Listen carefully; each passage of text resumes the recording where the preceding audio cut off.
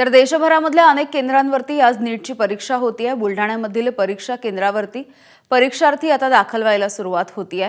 परीक्षा केंद्रांवरती पोलिसांचा तगडा असा बंदोबस्त आहे। काल रात्रीपासूनच परीक्षा केंद्रांवरती पोलिसांचा मोठा फौजफाटा आहे।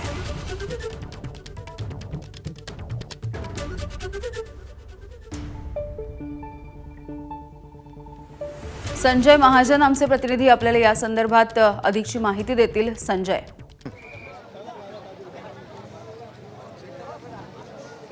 नक्कीच यामिनी, सध्या बुलढाणा येथील एका सेंटरवर मी आहे। नीटची परीक्षा आज संपूर्ण देशात होत आहे।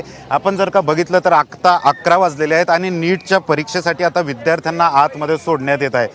कसून चौकशी कसून त्यांची तपासणी करून आतमध्ये सोडण्यात येत आहे। खरं तर यावर्षी नॅशनल टेस्टिंग एजन्सीने खूप मोठ्या खबरदारी या परीक्षेसाठी घेण्यात आलेल्या आहे। पोलिसांचा सुद्धा खूप मोठा चोख बंदोबस्त आहे। देशभरात जवळपास 23 लाखापेक्षा अधिक विद्यार्थी या परीक्षेला आता सामोरं जात आहे। खरं तर वैद्यकीय प्रवेश ही परीक्षा आहे। गेल्या वर्षी पेपर फुटीच्या पार्श्वभूमीवर यावर्षी NTA ने खूप मोठी खबरदारी घेतलेली आहे। आता बुलढाण्यातील एका केंद्रावर मी आहे। आपण जर बघितलं तर बुलढाण्याचं आत्ताचं तापमान हे जवळपास 42 अंशापर्यंत गेलेलं आहे आणि या ठिकाणी संपूर्ण रांगेत हे विद्यार्थी उभे आहेत। कुठल्याही प्रकारची सावलीची व्यवस्था या ठिकाणी करण्यात आली नाही। इव्हन काय तर पिण्याच्या पाण्याची व्यवस्था सुद्धा या ठिकाणी करण्यात आलेली नाही। मात्र तरीही विद्यार्थी आपल्या भवितव्यासाठी एवढ्या उन्हात या ठिकाणी उभे आहेत, रांगेत उभे आहेत। विद्यार्थिनींना आता आतमध्ये सोडण्यात येत आहे। खरं तर ही विद्यार्थ्यांच्या भवितव्यासाठी मोठी परीक्षा आहे। 23 लाख विद्यार्थी देशभरातून जवळपास 566 केंद्रावरून ही परीक्षा देत आहेत। यासोबतच विदेशातही 16 केंद्र या NTA या परीक्षेसाठी उभारलेली आहे।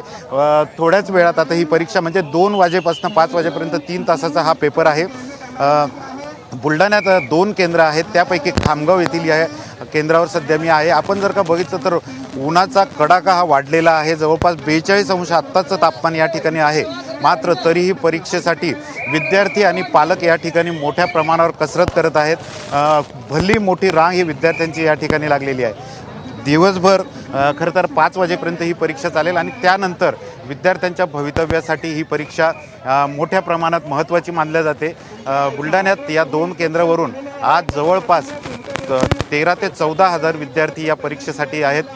ही जर रांग आपण बघितली तर या विद्यार्थ्यांना सावलीची कुठलीही व्यवस्था करण्यात आलेली नाही आहे। इव्हन पिण्याच्या पाण्याची व्यवस्था सुद्धा नाही आहे। विद्यार्थ्यांचे जर ड्रेस कोड बघितला तर NTA ने जो घालून दिलेला ड्रेस कोड आहे त्या ड्रेस कोडप्रमाणे हे विद्यार्थी या ठिकाणी उभे आहेत। मात्र उन्हामुळे विद्यार्थी खूप मोठ्या प्रमाणात त्रस्त आहे। दुपारी 2ची वेळ ही परीक्षेची आहे। मात्र आता 11 वाजेपासून या विद्यार्थ्यांना आता आतमध्ये सोडल्या जात आहे। आपण जर का गेटवर बघितलं तर कसून या ठिकाणी तपासणी होत आहे।